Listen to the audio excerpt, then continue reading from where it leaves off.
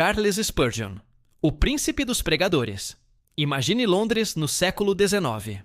Uma cidade que está fervilhando de humanidade. Multidões apertadas em ruas estreitas, fumaça de fábricas cobrindo o céu. Pobreza desesperada lado a lado com riqueza ostentosa. As igrejas estabelecidas, a igreja anglicana, as denominações respeitáveis, estão vazias de poder espiritual. São estruturas de tradição, de formalidade, de rituais vazios. Os pregadores leem sermões preparados, sem paixão, sem convicção, sem poder. Eles falam como se estivessem em coma espiritual. E enquanto isso, milhões de pessoas na cidade vivem vidas de desesperança completa. Crianças morrem de doenças da pobreza. Mulheres vendem seus corpos por um pedaço de pão. Homens bebem até a morte, porque é a única forma de esquecer a miséria. E então, em 1834, nasceu Charles Haddon Spurgeon, em Kelvedon, Essex. Um menino que se tornaria o pregador mais poderoso de sua geração. Um homem que encheria um edifício de 6.000 pessoas noite após noite. Um pregador cujos sermões seriam publicados em jornais, lidos por milhões, traduzidos para dezenas de línguas, e que continuam sendo publicados e lidos mais de 140 anos depois de sua morte. Charles Spurgeon mudaria a pregação cristã para sempre. A vida de Spurgeon começou em uma casa pastoral. Seu avô era pastor congregacionalista, seu pai era pastor. Sua família vivia no contexto de fé protestante genuína. Mas Spurgeon não nasceu um crente. Aos 7 anos, ele estava absolutamente interessado em religião e nas coisas de Deus, mas não havia experiência pessoal de salvação. Havia apenas conhecimento intelectual sobre cristianismo. Aos 10 anos, durante um culto na Colchester Independent Chapel, algo aconteceu que mudaria sua trajetória inteira. O pregador não compareceu, estava doente ou algo similar. Então alguém que não era normalmente um pregador, levantou-se e começou a pregar. Era um homem simples, sem treinamento formal em teologia. Mas ele pregava com convicção sobre a conversão pessoal, sobre necessidade de encontro direto com Cristo. Spurgeon, sentado na multidão aos 10 anos de idade, foi profundamente convencido. Não foi uma emoção arrebatadora dramática. Foi algo mais tranquilo, mais profundo. Foi compreensão de que precisava pessoalmente de Cristo, que conhecimento intelectual não era suficiente, que precisava de transformação pessoal. Naquela noite, Charles Spurgeon se converteu ao cristianismo genuíno. Sua infância foi moldada pela pobreza relativa. Não havia miséria aberta, mas havia limitações. Seu pai era pastor, o que significava que ganhava pouco e a família tinha que viver modestamente. Mas havia algo que abundava na casa de Spurgeon: livros. Seu pai tinha uma biblioteca impressionante. Charles cresceu devorando livros: teologia, história, literatura, filosofia. Lia tudo obsessivamente. Sua mente era voraz, questionadora, sempre buscando compreensão mais profunda. Aos 15 anos, Spurgeon começou a pregar. Não em igrejas grandes ou respeitáveis, em salões de fazendas, em pequenas capelas, em qualquer lugar que o deixassem falar. Era um adolescente pregando, e as pessoas vinham ouvir porque havia algo na sua pregação que era diferente. Havia poder, havia convicção, havia autoridade que não veio de educação formal, veio de encontro genuíno com Deus. Spurgeon nunca frequentou seminário formal. Isso era revolucionário. Na época, para ser pregador respeitável, você precisava de educação formal em instituição reconhecida. Spurgeon tinha apenas educação básica e leitura autodidática. Mas ele possuía algo que nenhum seminário podia ensinar. Tinha chamado claro de Deus, tinha convicção genuína, tinha capacidade extraordinária de ler a Bíblia e fazer com que seu significado saltasse à vida. Aos 20 anos, Spurgeon foi chamado para pastorear a New Park Street Chapel, em Londres. Era uma igreja pequena, praticamente morta. Havia apenas 100 pessoas frequentando. A congregação era envelhecida, desanimada, sem esperança. Spurgeon chegou como jovem pastor sem experiência formal, mas com fogo genuíno. E então, aconteceu algo extraordinário. As pessoas começaram a vir. Não apenas algumas, multidões vieram. Dentro de poucos meses, a pequena capela estava lotada. Dentro de um ano, havia centenas. Dentro de alguns anos, havia milhares querendo entrar e não cabiam. O edifício era simplesmente pequeno demais para acomodar as multidões que vinham ouvir Charles Spurgeon pregar. Era um fenômeno sem precedentes. Como um jovem homem de 20 anos, sem educação formal, sem posição denominacional oficial, estava atraindo multidões gigantescas? A resposta era simples. Spurgeon pregava com convicção. Pregava a Bíblia como se a Bíblia fosse verdadeira. Pregava Cristo como se Cristo fosse real. Pregava graça como se graça realmente transformasse vidas. Não havia artifício. Não havia tentativa de impressionar com eloquência sofisticada. Havia apenas verdade proclamada com paixão e clareza. A congregação precisava de um edifício maior. Então, em 1861, a New Park Street Chapel se mudou para o Metropolitan Tabernacle, um edifício especialmente construído para acomodar multidões. Tinha capacidade para 5.350 pessoas, sentadas confortavelmente. Spurgeon e sua congregação enchiam aquele edifício noite após noite. Noites de domingo, havia 2 ou 3 cultos, porque as pessoas queriam ouvir Spurgeon pregar. E não eram apenas londrinenses. Pessoas viajavam de cidades distantes para ouvi-lo. As ruas ao redor do tabernáculo ficavam lotadas de pessoas esperando para entrar. Era como um evento de celebridade moderna, mas era para ouvir pregação cristã genuína. Não havia amplificadores. Spurgeon apenas usava sua voz. Uma voz que havia desenvolvido através de leitura de clássicos literários, através de prática constante, através de comunhão com Deus. Sua voz era clara, dramática, capaz de preencher um edifício inteiro sem equipamento elétrico. Mas Spurgeon não era apenas um pregador que pregava números. Ele era profundamente comprometido com o conteúdo daquilo que pregava. Estudava a Bíblia sistematicamente. Pregava através de livros da Bíblia inteiros, passagem por passagem, verso por verso. Seus sermões eram teologicamente densos, cheios de conteúdo sólido, mas também acessíveis. Spurgeon tinha o raro dom de tornar teologia complexa compreensível para pessoas comuns. Usava ilustrações do cotidiano. Usava humor, frequentemente humor sarcástico, que fazia suas congregações rirem, mas que também esclareciam verdades teológicas profundas. Usava linguagem vívida, que fazia as pessoas visualizarem espiritualmente o que estava ensinando. Uma característica notável de Spurgeon era sua capacidade de memorização. Ele tinha memória fotográfica extraordinária. Podia ter lido um livro uma vez e depois citar dele palavra por palavra anos depois. Podia citar a Bíblia extensivamente de memória. Essa capacidade, combinada com seu dom de comunicação, fazia com que seus sermões fossem como sinfonias intelectuais e espirituais. Ele entrelaçava versículos bíblicos, referências históricas, ilustrações vívidas, argumentação lógica em uma narrativa que era simultaneamente educativa e transformadora. As pessoas saíam de seus cultos não apenas tendo ouvido verdade, mas tendo sido confrontadas por verdade de formas que mudavam como elas pensavam, como elas viviam. Spurgeon pregava desde seu coração para os corações das pessoas. Pregava sobre pecados de forma que as pessoas se sentiam convencidas. Pregava sobre arrependimento de forma que as pessoas realmente se arrependiam. Pregava sobre graça de forma que as pessoas realmente experimentavam alívio. Pregava sobre Cristo como se Cristo estivesse realmente presente no culto. Havia uma autenticidade em sua pregação que não podia ser fabricada ou fingida. As pessoas sentiam que Spurgeon acreditava completamente no que estava dizendo, que ele tinha experimentado pessoalmente a verdade que estava proclamando, que não era simplesmente repetir fórmulas tradicionais. Mas aqui está algo profundo sobre Spurgeon que é frequentemente negligenciado. Ele lutava com depressão. Apesar de sua pregação poderosa, apesar de seu sucesso extraordinário, Spurgeon experimentava episódios de melancolia profunda.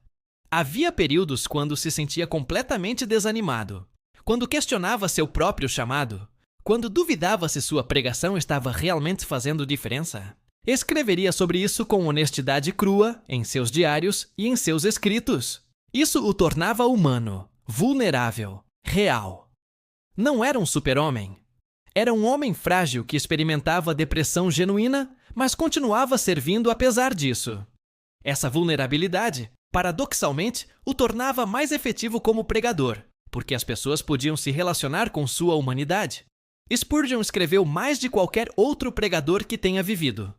Seus sermões foram publicados semanalmente em jornais. Ele próprio compilava seus sermões e publicava em volumes. Escreveu comentários bíblicos. O Comentário do Povo, que era acessível a cristãos comuns, mas também sério teologicamente. Escreveu livros sobre homilética, sobre pregação, sobre como ser pastor efetivo. Escreveu autobiografia. Escreveu poesia. Sua produção literária era absolutamente impressionante.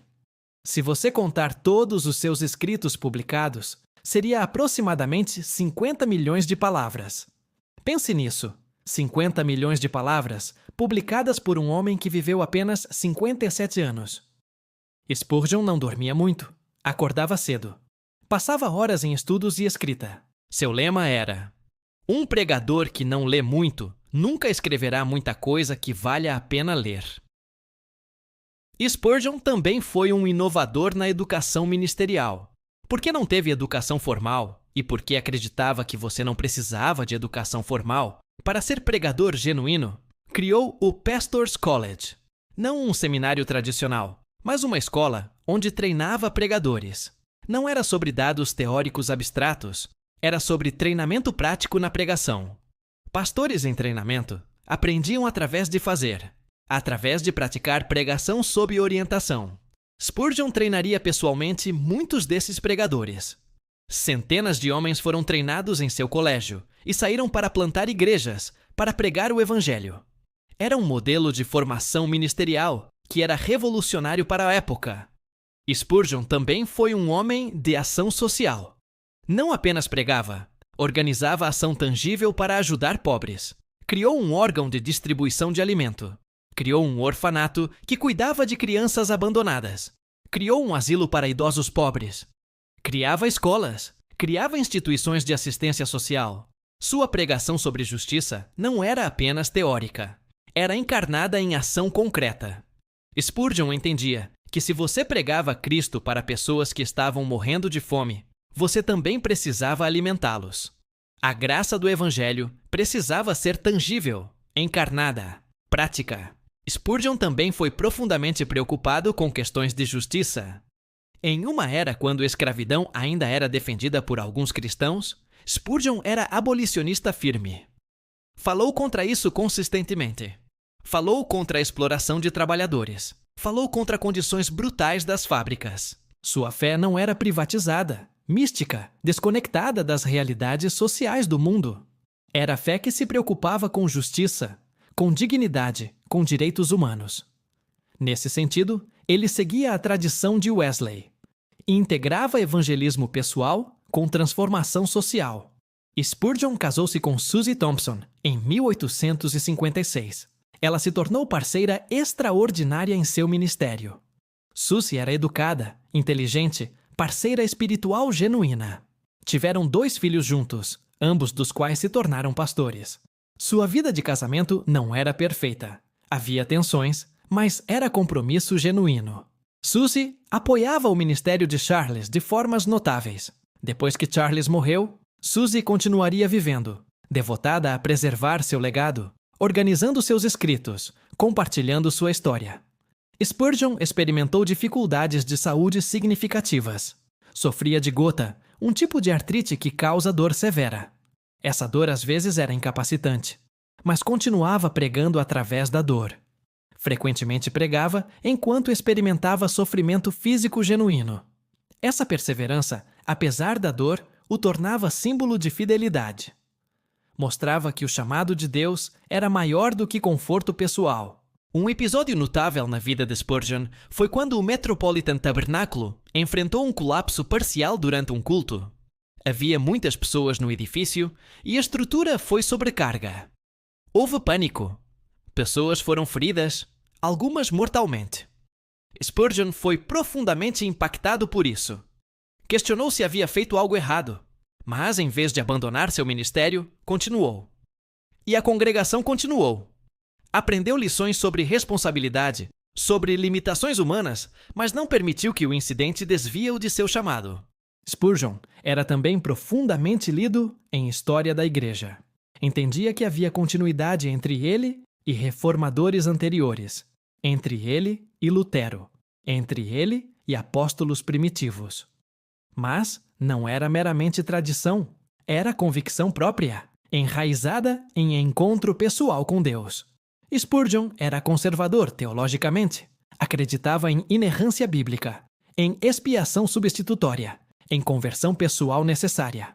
Mas não era fundamentalista rígido. Era capaz de questionar, de explorar, de pensar profundamente. Seu conservadorismo teológico era pensado, não meramente herdado. Spurgeon viajou para fora da Inglaterra também. Foi para a América, pregou para multidões grandes. Sua reputação era internacional. Era conhecido como um dos maiores pregadores vivos da época. Mas, com toda essa fama, Spurgeon permanecia humilde na vida pessoal. Vivia simplesmente. Sua casa era confortável, mas não ostentosa. Dirigia seus recursos para ministério, não para acúmulo de riqueza pessoal. Seu foco permanecia no Evangelho, nunca em si mesmo. Nos últimos anos de sua vida, a saúde de Spurgeon deteriorou-se significativamente. Sofria de depressão ainda mais profundamente. Havia questionamentos sobre sua pregação, sobre sua teologia, sobre sua relevância. Denominações estavam mudando. Teologia estava evoluindo. Havia críticos que diziam que Spurgeon era demasiadamente emocional, demasiadamente dramático, demasiadamente focado em conversão pessoal. Mas ele continuou fiel ao que acreditava ser verdade. Continuou pregando enquanto podia. Spurgeon morreu em 1892, aos 57 anos. Era jovem demais para morrer, mas havia vivido uma vida mais plena que muitos que vivem 80 anos. Deixou legado de 63 volumes de sermões publicados. Deixou um colégio de pastores. Deixou instituições de caridade que continuariam servindo pobres. Deixou exemplo de pregação que moldaria gerações de pregadores. E deixou demonstração de que você não precisa de educação formal, de títulos impressionantes, de posição institucional para ser instrumento poderoso de Deus. Tudo o que você precisa é de encontro genuíno com Cristo, de conhecimento profundo da Bíblia, de paixão para comunicar verdade e de disposição para servir sem importância pessoal. A vida de Charles Spurgeon nos ensina que pregação importa, palavras importam. Verdade comunicada com paixão tem poder para transformar vidas. Mas também nos ensina que ação social importa, que justiça importa, que cuidado dos pobres, dos órfãos, dos rejeitados é parte central do Evangelho. Nos ensina que você pode ser fiel ao Evangelho e ainda experimentar depressão, dúvida, dificuldade. Que a fé genuína não é ausência de luta, mas continuação através da luta. Spurgeon viveu essa verdade? Que a paixão de Charles Spurgeon pela verdade inspire seu coração hoje. Que você compreenda que você não precisa de credenciais externas para ser instrumento de Deus. Que você tenha coragem de falar a verdade, mesmo quando é impopular, mesmo quando é difícil. Que você estude a Bíblia com profundidade, não superficialmente. Que você comunique o Evangelho com clareza e convicção. E que você nunca esqueça que o Evangelho deve transformar não apenas almas individuais, mas também estruturas sociais. Que você seja um Spurgeon em seu próprio contexto. Pregador de verdade, agente de justiça, servo dos pobres. Que sua vida seja uma pregação encarnada do Evangelho. Se essa história extraordinária de Charles Spurgeon tocou seu coração, se você se inspirou com sua paixão pela verdade, sua dedicação incansável à pregação, sua preocupação pelos pobres e marginalizados, eu sinceramente te convido a fazer 3 coisas agora mesmo. Primeira, dê um like neste vídeo. Seu apoio motiva-nos a trazer mais histórias como essa, que celebram heróis da fé genuína. Segunda, se inscreva no nosso canal, porque amanhã traremos outro pregador extraordinário. Outra pessoa que mudou seu mundo através de convicção e coragem. Você não quer perder essas histórias que podem transformar sua própria vida e sua compreensão do Evangelho. E terceira, Compartilhe este vídeo com alguém que você acha que precisa ouvir sobre o poder da pregação autêntica, sobre a importância de estudar a Bíblia profundamente, sobre a necessidade de integrar evangelismo com justiça social. Charles Spurgeon dizia: existem homens e mulheres que estão perdidos e sem esperança. Eles precisam de alguém que pregue o evangelho para eles com poder, com clareza, com convicção. Então, deixe-me lhe fazer a pergunta: qual é sua mensagem? O que Deus está chamando você a comunicar? Há alguém em sua vida que precisa ouvir o evangelho de você? Há injustiça que você precisa confrontar? Há pobres que você precisa servir? Obrigado por estar conosco nesta jornada através da história da fé cristã genuína. Que Deus continue abençoando você abundantemente. Que Ele o capacite a pregar a verdade com poder, a servir com compaixão, a viver com integridade. Até o próximo episódio.